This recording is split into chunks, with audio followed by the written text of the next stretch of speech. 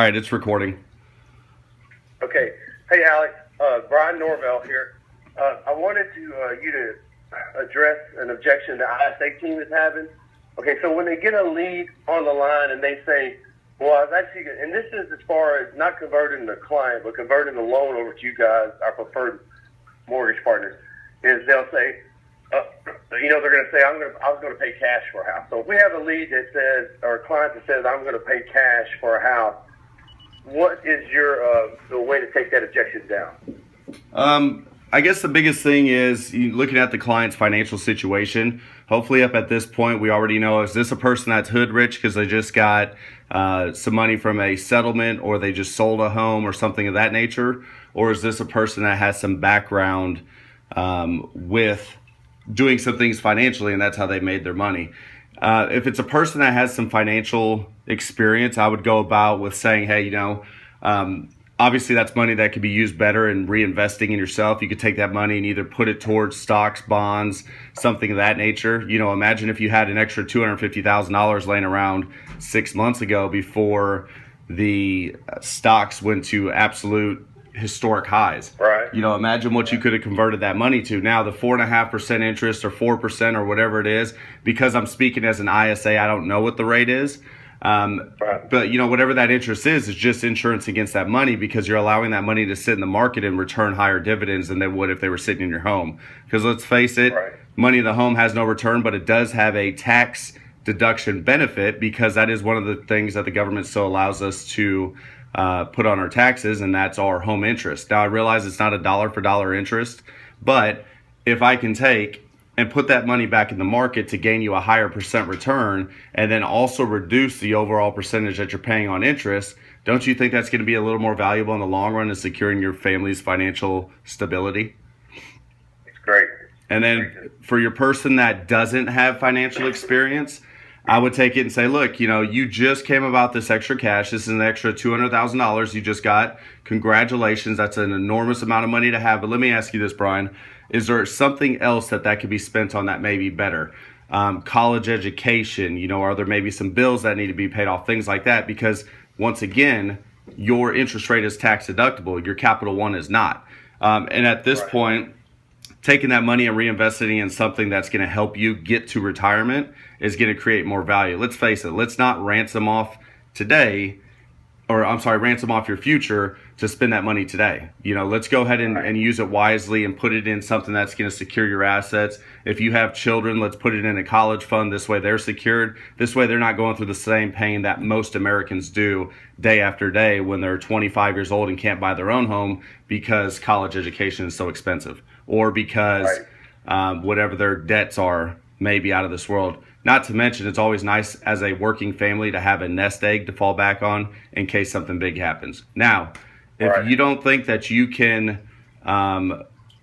control your spending when it comes to this money, then I would say once we get this closed, you need to immediately talk to a financial advisor and dump those in areas where you can't touch them for a while, so that growth will continue. Right. That's great information. That's good stuff. You want to add anything else to that, or you want me to move on to our next set? No, I think that's pretty rock solid. Would you get an objection from somebody at that point? The common objection I would hear is, well, then I won't have a monthly payment, And at that point, when somebody says, well, if I pay cash for this house, I won't have a monthly payment. And I would say, Brian, that's incorrect, because you will always have taxes. You will always have insurance. We may own our house, but we never own our house free and clear, because if you stop paying your taxes, the government's going to come get it. If you stop paying your insurance and the house burns down, all you got is a piece of land. So even though you wouldn't have a monthly payment as far as a mortgage is concerned, let's take that amount of money and divide it over, X period of time. Let's say your mortgage payment on a $250,000 house is roughly $1,500, we'll say, just for numbers purposes. If you had that, you would be able to survive for close to 15 years by just having that payment deducted out of your account each month and not doing anything. So it's like not having a payment for 15 years. But I know you're going to come back and say, well, but what about the other 15 years? The thing is, you're not going to stay in this house in 15 years. Okay, not to mention that in addition to that, this home's going to hopefully gain value.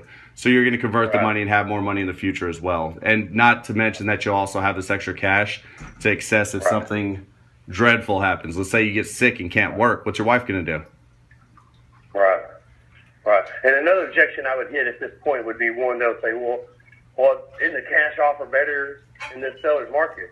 And that's where at that time we tell them, like, yeah, we could even dress this like a cash offer all day and possibly move it over there. But the main thing is to get them, to convince them that, look, you at least need to talk with our preferred lenders and get, make sure you're making the correct decision on this big investment. Right. So that's when I'll hit too at that point. But well, the cash offer is strong, and I will admit that that's a strong offer. However, knowing the reputation of our mortgage partners, having their name placed on an offer is also just as powerful. Not to mention that our loan partners will also write a short bio talking about you as a client, not giving out your personal information, but letting them know that you are overly qualified and that you can afford their house. Because let's face it, Brian, if I come up and buy a car from you, do you care if I have cash or a bank check?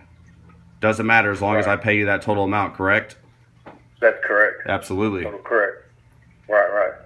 And that's gold, dude. That's gold. All right, cool. Okay, so the next one wanted you to take down is when we'll hear them, the fallacy of Navy Federal Credit Union, what that name is, and then also the USAA. The USAA one, I believe, is some hidden fees, but I want you to talk about it and see if I was close to what it was. But yeah, those are the two other objections. Where someone will say, well, I'm already with Navy Federal Credit Union, and this is where we're really talking about how.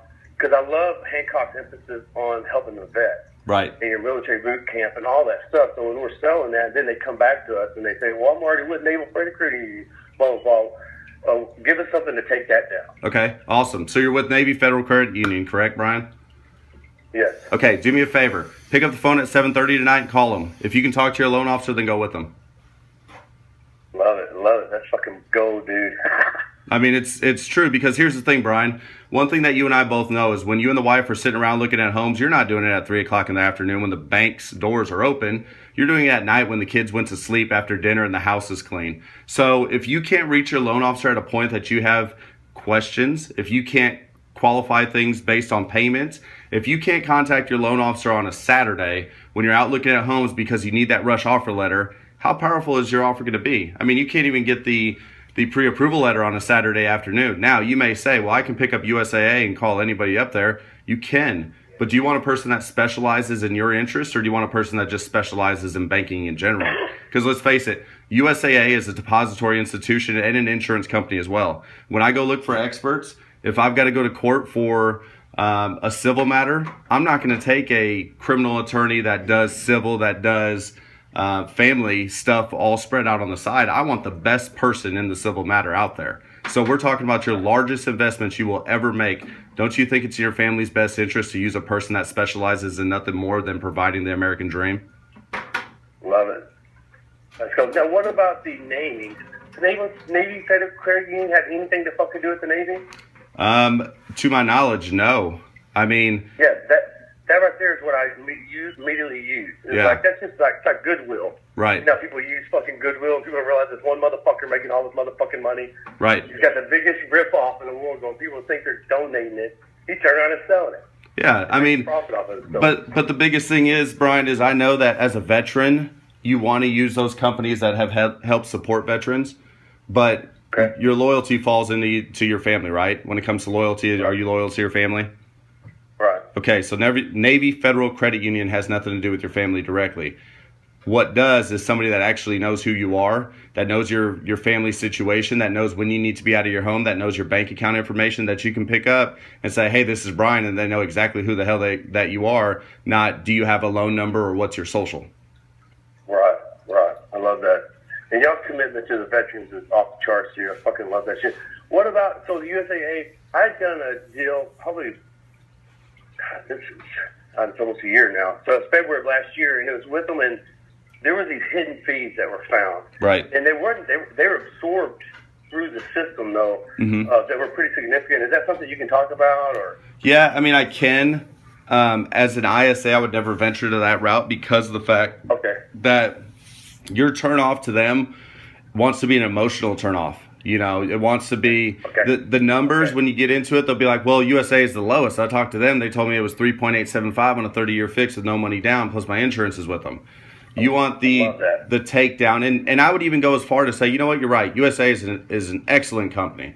You know, I love what they've done for veterans in the past and everything else. However, you know, there's some situations that I've personally closed where what they said at point A may not have ended up being point B. You know, and my thing is, as your agent, is I have to look out for your best financial interest. This is what I'm doing by trying to have you speak to a loan officer at Hancock Mortgage Partners, because I know these guys not only specialize, but they also have continuous education that on a VA mortgage, military mortgage boot camp that other lenders do not take. And these people run their branches and they're available, you know, day and night and weekends and after hours and everything else, whereas USAA is not. And, you know, that's a good point to think about in general, just converting anything. Yeah. Is to convert on the emotion. Yeah, absolutely. The emotional buy is the heaviest. Yeah, so to convert on the emotion side, man, that trip. See, I learned something fucking today, man. My mind's always open.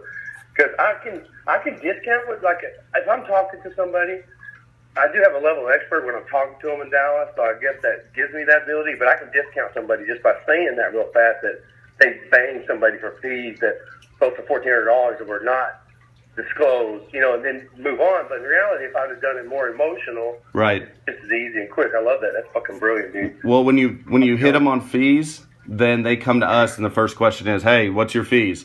Or they start pulling CDs or stuff like that. See, my thing is the emotional build. Brian, let me ask you this. Why are you moving? What's making you move? Well, I got a family. I got kids. You know, I've got a new one on the way. Okay, awesome. So you're looking for something for your new children, blah, blah, blah. You know, you get the family scope, and then you fucking murder them on the family. And I know that sounds bad, but here's the thing. If you told me, Alex, I need to refinance because my daughter's got to go to college, and I call you in a week and you say, well, I think we changed our mind, I'm going to be like, what? Do you not want your daughter to go to college? Do you want her to end up like one of these dropouts that are on the streets? I thought you told me you wanted your daughter to go to college, and I thought you said you loved her.